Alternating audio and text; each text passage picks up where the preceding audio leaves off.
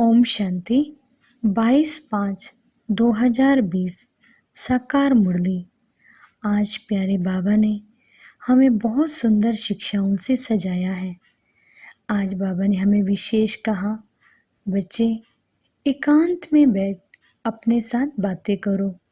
सवेरे उठ अपने को आत्मा समझ बैठ जाना है।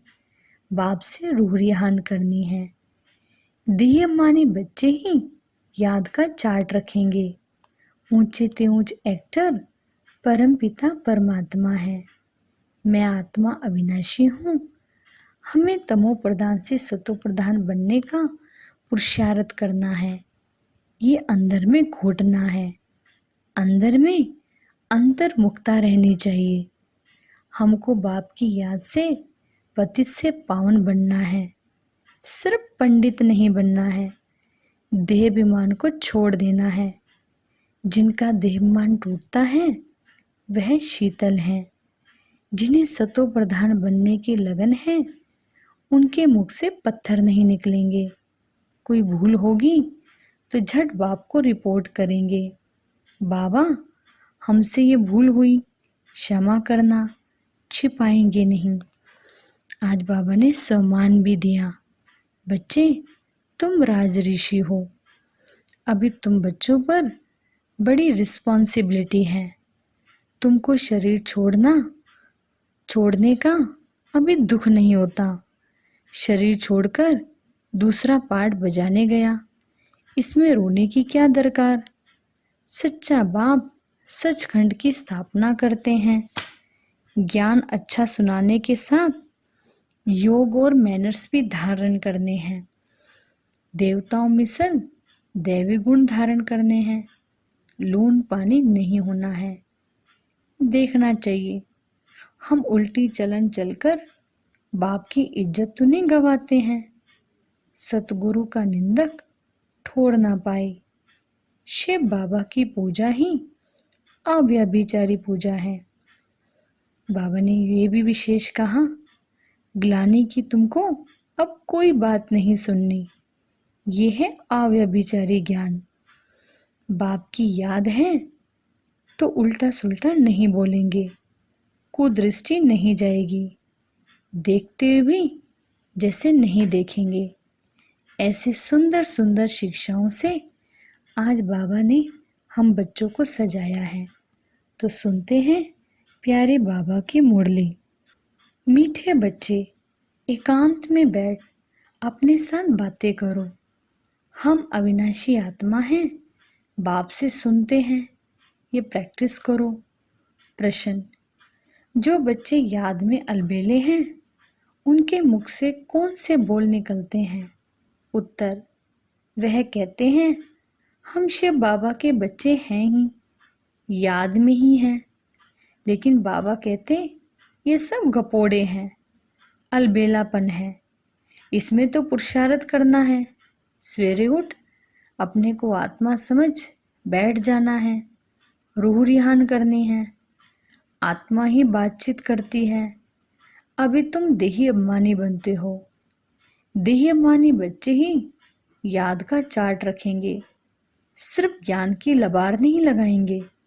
गीत, मुखड़ा देख ले प्राणी जरा दर्पण में। कितने पाप या पुण्य किए हैं तुमने अपने जीवन में। ओम शांति। रूहानी बच्चों को समझाया गया है कि प्राण आत्मा को कहा जाता। अब बाप आत्माओं को समझाते हैं। ये गीत तो भक्ति मार्ग के हैं। वह तो सिर्फ इनका सार समझाया जाता है। अब तुम जब यहाँ बैठते हो तो अपने को आत्मा समझो। देह का बांध छोड़ देना है। हम आत्मा बहुत छोटी बिंदी हैं। मैं ही शरीर द्वारा पाठ बजाती हूँ। ये आत्मा का ज्ञान कोई को है ही नहीं। ये बाप समझाते हैं। अपने को आत्मा समझो। मैं छोटी आत्मा हूँ। आत्मा ही सारा पाठ बजाती है। इस शरीर से तो देहाभिमान निकल जाए। ये है मेहनत। हम आत्मा इस सारे एक्टर्स के नाटक के एक्टर्स हैं।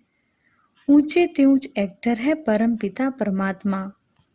बुद्धि में रहता है, वह भी इतनी छोटी बिंदी है। उनकी महिमा कितनी भारी है। ज्ञान का सागर, सुख का सागर है, परंतु है छोटी बिंदी। हम आत्मा भी छोटी बिंदी हैं।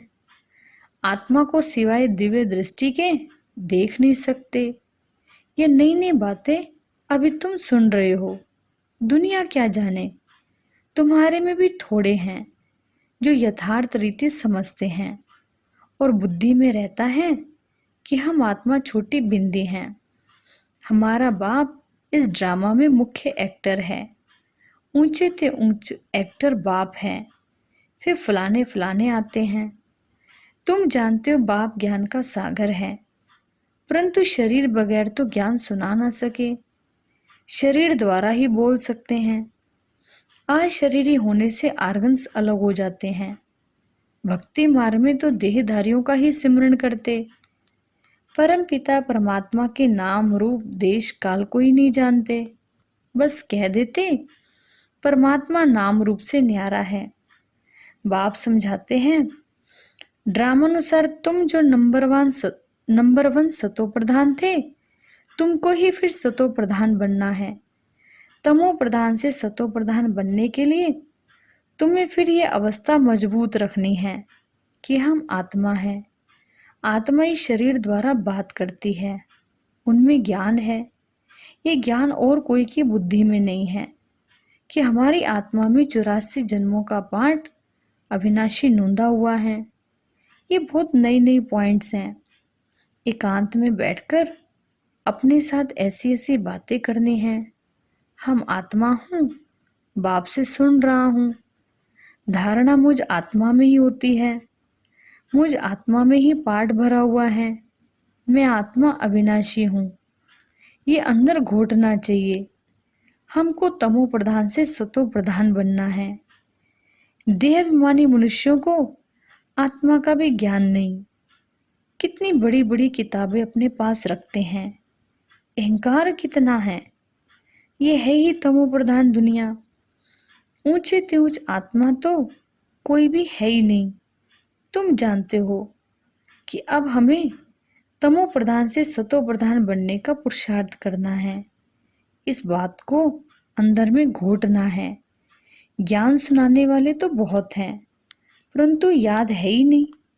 अंदर में वह अंतर्मुखता रहनी चाहिए।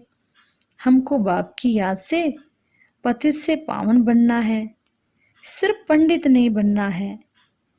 इस पर एक पंडित का मिसाल भी है। माताओं को कहते राम राम कहने से पार हो जाएंगे, तो ऐसे लबाड़ी नहीं बनना है। ऐसे बहुत हैं, समझाते बहुत अच्छा है, परंतु योग है नहीं। सारा दिन देह अभिमान में रहते हैं। नहीं तो बाबा को चार्ट भेजना चाहिए। हम इस समय उठता हूँ, इतना याद करता हूँ, कुछ समाचार ही नहीं देते। ज्ञान की बहुत लबाड़ मारते हैं।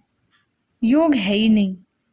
बल बड़ों बड़ों को ज्ञान देते हैं, परंतु योग में कच्चे हैं। सवेरे उठ बाप को याद करना है।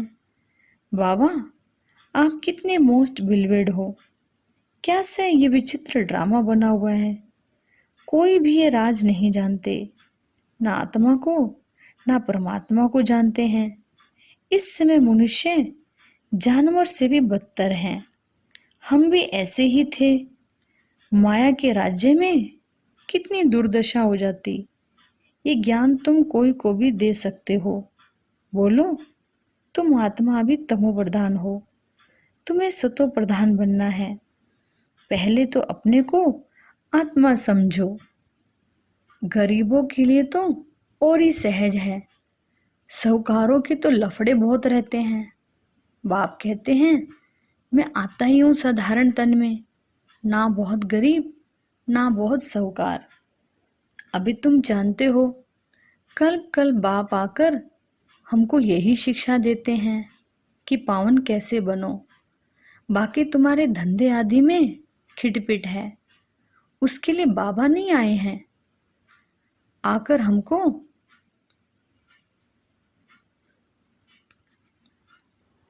उसके लिए बाबा नहीं आए हैं। तुम तो बुलाते ही हो, हे पतित पावन आओ, तो बाबा पावन बनने की युक्ति बतलाते हैं। ये ब्रह्मा खुद भी कुछ नहीं जानते थे। एक्टर होकर और ड्रामा के आदि मध्य अंत को ना जाने तो उन्हें क्या कहेंगे। हम आत्मा इस सृष्टि चक्र में एक्टर हैं, ये भी कोई जानते नहीं, भले कह देते हैं आत्मा मूल वतन में निवास करती है, परंतु अनुभव से नहीं कहते। तुम तो अभी प्रैक्टिकल में जानते हो, हम आत्मा मूल वतन के रहवासी हैं, हम आत्मा अविनाशी हैं। ये तो बुद्धि में याद रहना चाहिए। बहुतों का योग बिल्कुल है ही नहीं। देह मान के कारण फिर मिस्टेक्स भी बहुत होती हैं। मूल बात है ही देह अभिमानी बनना। ये फुड़ना रहना चाहिए। हमको सतो प्रधान बनना है। जिन बच्चों को सतो प्रधान बनने की तात है, उनके मुख से कभी पत्थर नहीं निकलेंगे। कोई भूल हुई तो झट बाप को रिपोर्ट करेंगे, बाबा हमसे ये भूल हुई, क्षमा करना। छिपाएंगे नहीं, छिपाने से वे और ही वृद्धि को पाती है। बाबा को समाचार देते रहो, बाबा लिख देंगे तुम्हारा योग ठीक नहीं है। पावन बनने की ही मुख्य बात है। तुम बच्चों की बुद्धि में 84 जन्मों की कहानी है। जितना हो सके बस यही चिंता लगी रहे, सतो प्रधान बनना है, देह मान को छोड़ देना है। तुम हो राज ऋषि। हठ योगी कभी राजयोग सिखला ना सके। राजयोग बाप ही सिखलाते हैं, ज्ञान भी बाप ही देते हैं। इस समय है तमो प्रधान भक्ति। ज्ञान सिर्फ बाप संगम पर ही आकर सुनाते हैं। बाप आए हैं तो भक्ति खत्म होनी है, ये दुनिया भी खत्म हो जानी है। ज्ञान और योग से सत्य की स्थापना होती है। भक्ति चीज ही अलग है। मनुष्य फिर कह देते दुख सुख यहाँ ही है। अभी तुम बच्चों पर बड़ी रिस्पॉन्सिबिलिटी है।